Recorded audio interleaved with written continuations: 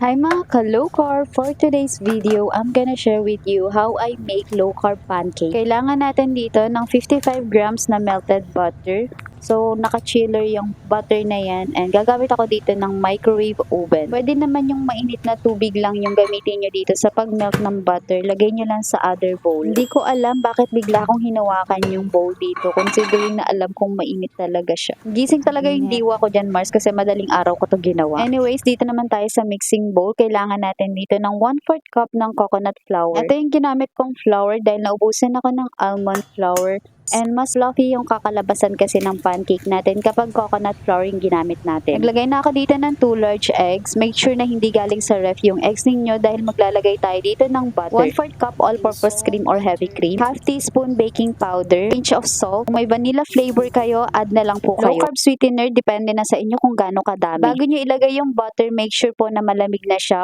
I mean, hindi na siya mainit. Kailangan din natin dito ng water para mas mahalo natin yung ingredients or para mas mamekos-mekos natin ng mabuti. Konti-konti lang pala yung pag-add ng water mga mare ha, para makuha nyo yung consistency na ganyan. That's the consistency na kailangan natin. Gagamit ako dito ng mini waffle machine. Ayan, naglagay lang ako ng butter, then ang gamit kong pangsukat dyan is yung 1/8 cup. Kung wala naman kayong mini waffle machine mga mare, no worries, I got you. Siyempre, itatry natin yan sa pan, o diba? Hindi pwedeng hindi natin itry yan dito para makita nyo rin yung result. Habang nakasalang yan sa pan, balikan naman natin yung nasa mini waffle machine. O diba, sobrang ganda ng kinalabasan at sobrang nakakatakam na lalo siyang kainin. Nagsalang na nga ulit ako dito mga mare para naman mabilis yung pagluluto ko. Then balikan natin yung nasa pan.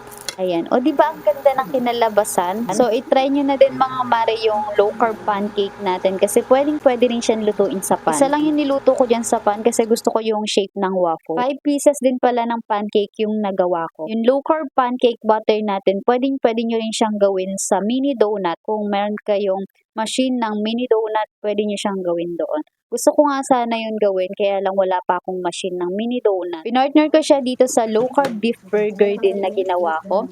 And nagprito lang din ako ng egg dyan. Babaunin pala namin yan kasi umalis kami nung time na yan. Tip lang sa pagluto ng coconut pancake, lalo na kung hindi nyo siya sabay-sabay lulutuin. Yung coconut flour kasi natin mabilis mag-absorb ng water. So magiging thick or makapal yung butter. Ang gawin nyo lang po is add lang kayo ng konting water and then imekos-mekos nyo lang. Try nyo na din to mga mare. Stay healthy, stay low carb. Bye!